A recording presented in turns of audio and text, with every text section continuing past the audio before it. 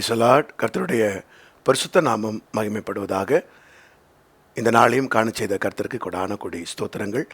இந்த நாளிலும் கர்த்தர் உங்களுக்கு கொடுக்கிறதான வார்த்தை அப்போஸ்தலர் 27ஆம் அதிகாரம் 10ஆம் 11ஆம் வசனங்கள். ஆக்ட்ஸ் ஆஃப் தி அப்போஸ்தலர்ஸ் சாப்டர் 27 verses 10 and 11. மனுஷரே, இந்த யாத்திரையினாலே எனக்கும் கப்பலுக்கும் மாத்திரமல்ல, நம்முடைய ஜீவனுக்கும் வருத்தமும் மிகுந்த சேதமும் உண்டாயிருக்கும் என்று காண்கிறேன் என்று சொல்லி அவர்களை எச்சரித்தான். நூற்றுக்கு அதிபதி பவுலினால் சொல்லப்பட்டவைகளை பார்க்கிலும் மாலுமியையும் கப்பல் எஜமானையும் அதிகமாய் நம்பினான். கர்த்தருடைய நாமத்துக்கு மகிமை உண்டாவதாக. அன்புக்குரியவர்களே, இந்த நாளிலும் கர்த்தர் உங்களுக்கு கொடுக்கிற வார்த்தை, சூழ்நிலையின் நிமித்தம் நீங்கள் கைதியாக மாற்றப்பட்டாலும் தேவன் உங்களுக்கான பாதையை தருவார். சூழ்நிலையின் நிமித்தம் நீங்கள் கைதியாக மாற்றப்பட்டாலும் தேவன் உங்களுக்கான பாதையை தருவார். கர்த்தருடைய பரிசுத்த நாமத்துக்கு மகிமை உண்டாவதாக.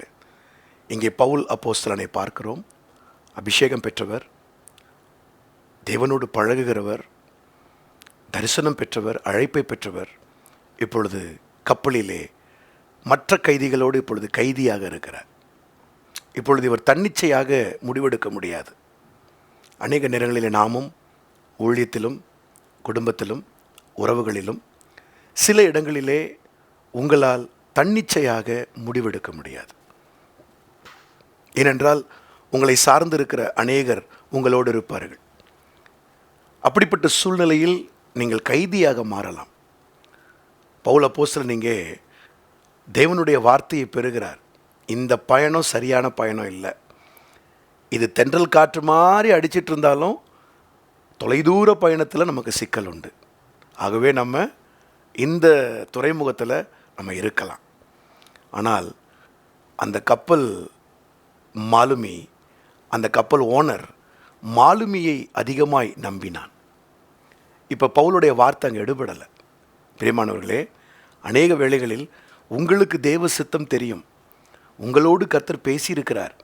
ஆனாலும் உங்களை சுற்றி இருக்கிறவர்கள், அவர்களுடைய வார்த்தை உங்களை காட்டிலும் பலமாய் எடுபடும். அந்த நேரத்தில் உங்களுக்கு தெரியும் இதில் சிக்கல் இருக்குன்னு. ஆனாலும் சுற்றி இருக்கிறவங்களால் நீங்கள் அதில் மாட்டுவீங்க. அதில் உங்களுடைய வார்த்தை மேலோங்கி போக முடியாது. ஆனாலும் பயப்படாதிருங்கள். அந்த சூழ்நிலை உங்களை மேற்கொள்ளாது. உங்களுக்கான பாதையை கர்த்தர் கண்டிப்பாக காட்டுவார். இந்த காலவெளியில் யாரெல்லாம் அப்படி சிக்கியிருக்கிறீங்களோ, உங்களுடைய வாழ்க்கையிலே சூழ்நிலையை கர்த்தர் உடைத்து உங்களுக்கான பாதையை கர்த்தர் காண்பிப்பார். பவுலை கர்த்தர் கைவிடவில்லை.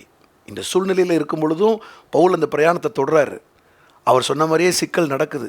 யூரோக்கில் தான் காற்று அடிக்குது. 14 நாட்களாக சூரியனும் தெரியல, சந்திரனும் தெரியல, நட்சத்திரமும் தெரியல, பாதையே தெரியல.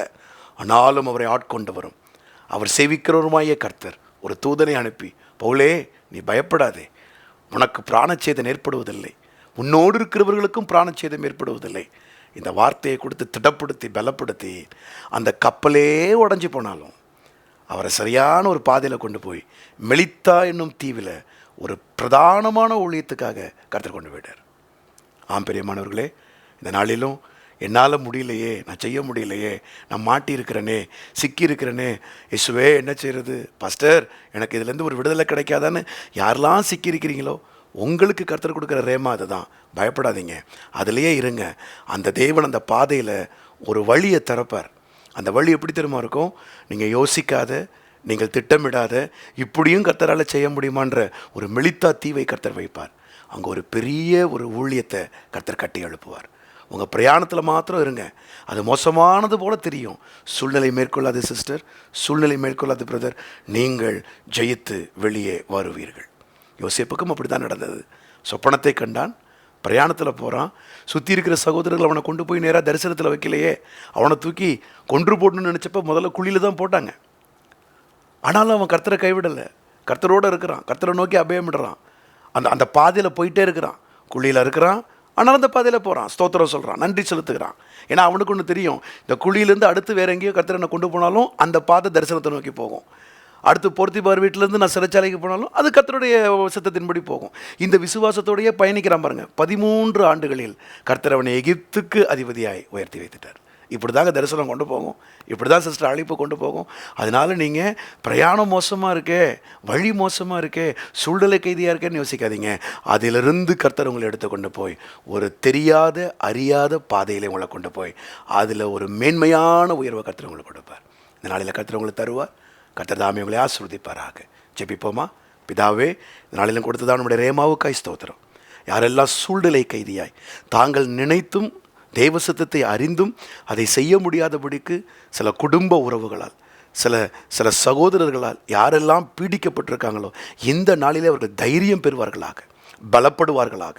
அவர்கள் நின்று உம்முடைய நாமத்தை உயர்த்தி கொண்டு இந்த சூழ்நிலையிலே கர்த்தர் நீர் விடுதலையாக்கப் போகிற நமக்கு ஸ்தோத்திரம், ஸ்தோத்திரம், ஸ்தோத்திரம். பவுலை விடுதலையாக்கினவர், யோசேப்பை விடுதலையாக்கினவர், நீர் தெரிந்து கொண்டதான தரிசனத்திலே கொண்டு வந்து வைத்த தேவன் தொடர்ந்து உம்முடைய பிள்ளைகளை நடத்தப் போகிறவர்களால் கோடான கொடி ஸ்தோத்திரம்ப்பா. உங்கள் தயவுக்கு எங்களை தாழ்த்தி ஒப்புக் கொடுக்குறோம். இந்த நாளில் நம்முடைய பிள்ளைகள் எடுத்துக்கொள்கிற வேலைகள், தேவைகள், ஊழியங்களில் கர்த்தருடைய கரமிருந்து நடத்தட்டும். இயேசுவின் நல்ல நாமத்தில் வேண்டிக் கொள்கிறோம் ஜீவனுள்ள பிதாவே. Amen, amen, amen. God bless you. கர்த்தர் தாமே உங்களோட வந்து நடத்துவாராக. ஆமென்.